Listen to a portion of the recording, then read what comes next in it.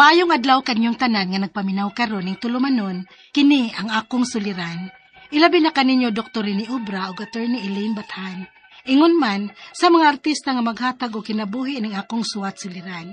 Ako si Joy, hingkod ang pangidaron, Minyo, taga Dumaguete City. Punto legal kining akong suliran. Kabahin kini sa yuta nga gidonate sa akong amiga nako. Nasakit man gud siya og cancer. Aron niya sabtan, ingon ini ang mga panghitabo.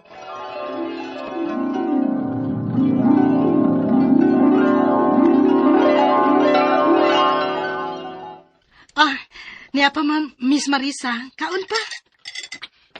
Gusto na to akong nakaon, Joy. Miss, kagamay na adoy. Wala man ganit tingali to kaabot sa imong tiyan. Napay mo kaon kag hungitan. Ang pagkaon ra gyud nga naatumoy sa kutsara ang imong kaunon. Mura lang imong tagamtamon. Saan man taon nimo pagkabusog ni anak, Miss Maris?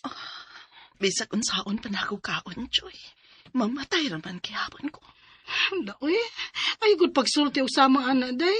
Naamang ko'y Ginoo nga atong paglaom. Wa na'y paglaom pang mamaayo ko ang akong sakit, Joy. Cancer na ni. Mamatay na ko. Daoy, doon na sad. Imo na sad kong pahilakon ba?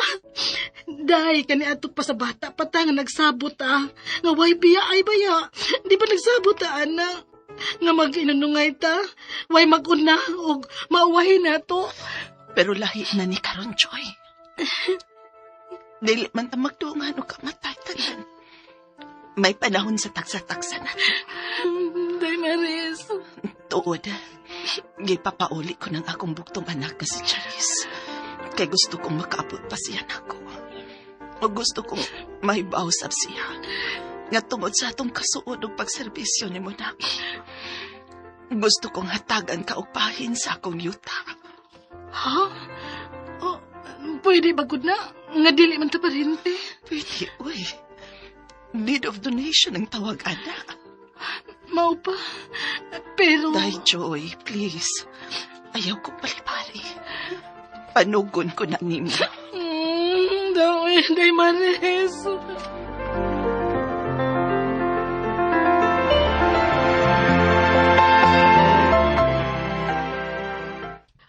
Maayo kay ni Aka, Day Charis. Kumusta si Mama, Ate Joy? Dawi, kamo na pagsulti, Day Bi. Kaya magkahilak, lagi kon magsugilo na ko bahin sa buutan ni mong inahan. Ate Joy? Dawi, karon nga ni anak ka, mupauli-un na ko sa amo, Day ha. Uliun ko una ang akong pamilya, kaya mga bata taon sa dito. Sige, Ate. Ako na'y bahala ni Mama.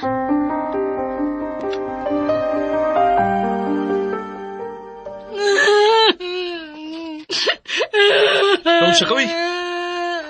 Minatay ka maghilak diha. Patay na si Maris? Di ba ko ka diha dong, ay? Taka lang sa kasulti diha. Oh. Dili lang ko sa ato mo hilak kog maayo. Tungod kay dili ko kahimo ini dito atubangan sa akong amiga. Kay... Ano sa baya ka, uy? Silpon mo, oh. Oh, si Day Charis. Hello, Day Charis. Talagang ko nagigipabot ni Mama, te. Patay na si Mama. Unsa? Dili! Day Maris!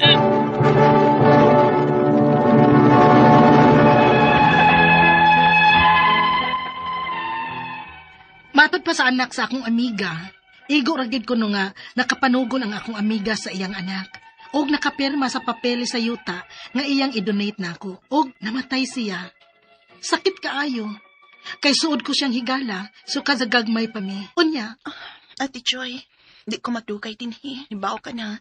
May trabaho akong nagpaabot sa syudad. O karon nga nalubong na si Mama, te. Mulakaw na sa ko. Nahalasig kitay. Pag-ayo-ayo sa imong biyahe ha. Og sa imong kinabuhi karon. Nuwa na si Mama nimo. Wa na kita mahimos kinabuhi ni Mama, te. Day Charis. Gikuha na siya sa Ginoo nako. Nato, ug may na lang sa baron. Di nasab siya makanto sa sakit. Tuod ay, te. Narang papilis nga gipirmahan ni Mama nga mag-donate siya nimo og lahat 410 square meters niya. Ha? Uy, hala, okay ra ka, anak de Charis. Imong harap ba unta ni day? Okay ra gid kay nako ti. Dako biya sa kukutang kabubuton nimo sa pag-atiman nimong mama. Muhatag pamanggani ko nimo og cash. Kay ang imo dayong suhol sa pag-atimang mama. Day, okay ra man gud ang taon ko, uy. Kinasing-kasing man tong akong pagtabang o pag-atiman niya. Amiga ba ya, mi? Dili lakit eh. Naghago kag atiman ni mama sa buhi pa siya. O gibiyaan nimong imong pamilya parang mama. Dawatan niyo. Unsa pa ba'y akong masulti? Salamat ining tanan, day Charis, ha? Kabuutan ninyo na ako. Salamat kaayo. Day Marisa.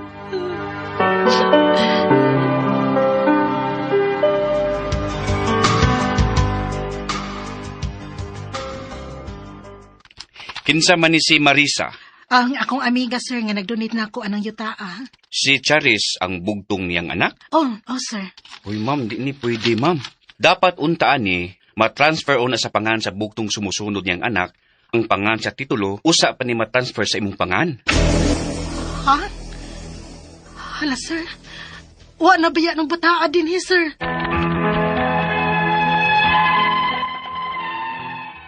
Wa na ko maibaw kung hain na ang bugtong anak sa akong amiga. Kay murag dili mangpud siya interesado aning yutaa sa iyang mama. Ang ako mga pangutana mo kining mosunod. Unang pangutana, unsa man di ay paagi aning deed of donation? Dili pa ba di ay igo nga gipirmahan man ni sa akong amiga nga iyang i-donate nako ang kabahin sa iyang yuta nga magidakon nga 410 square meters? Kay patay namang gud siya. Ikaduhang pangutana, may usa ka anak ang akong amiga. Bugtong manununod. Kinahanglan ba diay nga ibalhin una sa iyang pangan ang titulo usa mahatag diri nako ang gidonate sa akong amiga? Kay mao man ni ang giingon sa taga-assessors nako. Ikatulong pangutana, patay na ang akong amiga. Ug wala sad ko mahibaw kung asa na ang iyang anak karon. Dili ba diay pwede nga ako ang mo-process ani kay niya man unta ko'y papeles nga pinirmahan sa akong amiga nga iya na kining gidonate nako? Ikaupat og katapusang pangutana, unsa may laing paagi aron nga mapatituluhan nako ning yutaa nga gihatag sa akong amiga nako ubos sa akong pangan? Asa ko moduol og mga pilaman sad ang magasto? Palihog, tabangi og tambagi ko. Kini ang akong suliran, Joy. Mayong adlaw, mga suking tigpaminaw, kini si Attorney Elaine Bathan, og ako karong adlaw ang mohatag ninyo tambag, tubag, solusyon, kalinawan sa inyong mga pangutana, mga problema na may punto, legal, personal, mga pangutana ninyo kabahin sa inyong mga kapikas, kabanay, mga dokumento, inyong mga yuta, mga kabtangan, inyong mga papilis, imong pagpanabaho, ug unsa pa ng mga issues nato din ha, nabaron tay kaaway, di kalagutan, naabay at nay atraso nato, no? Naabay nay utang, hala, ipadaan ang inyong suwat sa suliran_612@yahoo.com or sa ato ang Facebook account nga kini ang Akong Suliran Official Writers Page. Pwede sad atong ipadala sa 3rd floor Jose R. Martinez Building, Osmeña Boulevard, Cebu City. Kumusta guys? Kumusta ato ang mga suking tigpaminaw karong adlaw? Guys, ang ato ang mga addresses no kung asa ninyo mapada ang mga suwat nato, palihog lang dito lang yun ha. Ayaw ipada please sa ako ang Facebook account nga Elaine Tantengco Bathan. Kay di man pwede mo tambag dito. Need man ginahimo ag drama sa kahanginan. Nga numan, of course, kay para ma-share nato sa ubang tao ang atong problema kay wa ta kabaw. Naatay avid listener pod, supporter, suking tigpaminaw, nga anggid-anggid or parehas inyong giagian, dako kayo nagtabang nga makapaminaw sila sa inyohang problema ug makadungog pod sa tambag ug tubag nga among ihatag. Ha? Tagad dumagete ang ato ang letter sender. Na din ha ako ang mga igagaw, Marites Tantengco Tenorio, Gidjet Tantengco Ibanez, ug ako ang mga pag-umangkon, si Fortune, si Aisha, si Buen, si Claire, no, si Meg, ug uban pa ako mga parinti din ha. Greetings ninyong tanan. Punto legal, ang letter sender nga pangalan ay si Joy, no, Minyo, na ay ni sila yuta nga iya manggong amiga katong nasakit na pagkasakit na cancer, gid-donate niya ang iyang yuta ngadto niya, no?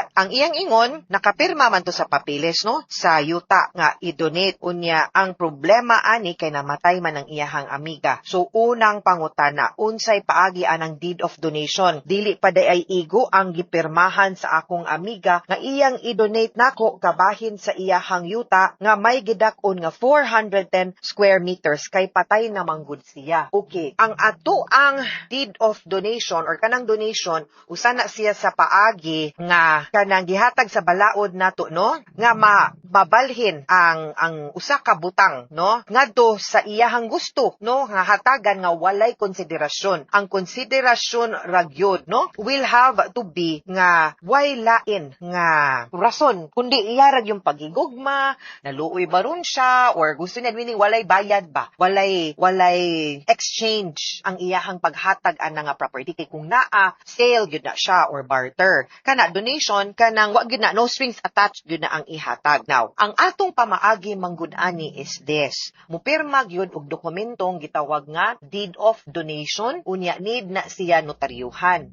Naapoy ikaduhang requirement no ang kanang acceptance by the donee. Donor mo na naghatag, donee mao na ang gihatagan. Okay, now kinahanglan i-accept na kay kung wa pud gi-accept sa gitagaan no ay accept no okay thank you ako na ni wa na gi-accept dili valid ang donation. Unya naa pa lain requirement para mahimong balido ang acceptance. Kanang gitawag nato nga period for the acceptance. Kinahanglan buhi pa ang duha during the lifetime of the donor ma-accept na gyud na sa donee. Now akong pagsabot sa imong sitwasyon, although nakapirma siya, wa ka nakapirma og acceptance no sa samtang buhi pa siya. So posible nga dili valid ang donation kay nakaposta or nakuwangan ta sa usa ka major nga requirement ang kanang gitawag na acceptance during the lifetime of the donor. Need man na siya para ma-valid ang donation ha. Ikaduhang pangutana, may usa ka anak ang akong miga bugtong manununod. Kinahanglan ba di ay nga ibalhin una sa iyahang pangalan ang titulo usa mahatag diri nako nga gidonate man sa ako ang miga. Mauni giingon sa taga-assessor nako. And yes, I believe sakto ang assessor tungod kay di ba atong gisulti dito sa imong unang pangutana nga dili valid ang donation kay wa nimo na accept during the lifetime of the donor. Sa lifetime sa imong amiga, may tato katong buhi pa imong miga nakapirma po ka. Wa og acceptance wa man. So maho nga dili valid ang donation pagkamatay niya nagpabilin no nga iyaha gihapon ang katong maong butang nga gipanag-iya niya nga yuta nga ihatag or i-donate unta niya sa imuha. Now, because iyahangan mahog nga inikamatay niya, appeal na siya sa iyang settlement of estate. Unya kay iyahaman unya na amay manununod na ay heir adto sa iyahang anak na mapunta. Now, ang anak para mahatag or ma-fulfill niya ang wishes sa iyahang mama ug sa imuhang miga, siya na lang ang mo-donate. Ang nakalisod ug nakaapan ani is this. Ang downside ha is this. Duha ka buhis ang atong bayran. Estate tax kay namatay naman unya appeal man sa iyahang ihap sa mga katigayunan ug kana na ang donors tax na. Kay ihatag man niya nimo. Bintaha manggod unta to nga katong buhi pa siya, nag-donors tax, nag-deed of donation unta to niya, na-accept siya, then donors tax ra untay mabayran.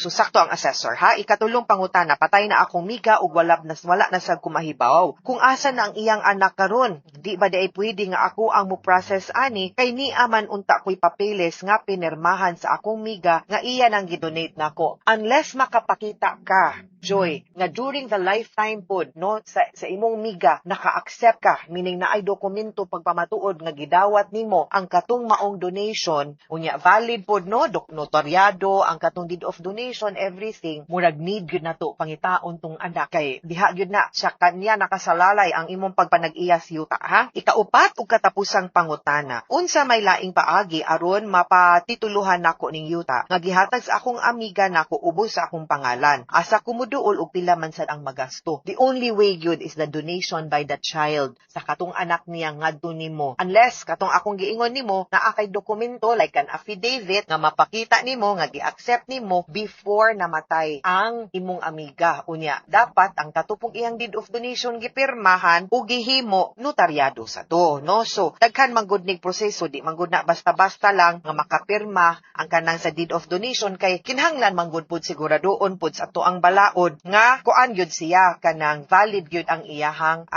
pagka-execute kay mawagtangan baya sad siya yuta nga iya lang ipanghatag wa pa gyud siya makuha in return. So medyo stricto sad gyud ang balaod nato diha dapita ha. Mga sukintig paminaw hinaut unta nga namay nakutlo na pagtulunan karong adlaw kini si Attorney Elaine Bathan. Daghan ding salamat sa inyong pagpaminaw sa atong tulumanon. Hangtod sa sunod nga sugilanon, dinhi gapon sa to ang programa kini ang akong suliran gikan sa RMN Production Center, Radyo Man Nationwide. Tatak RMN, daghang salamat ug maayong adlaw.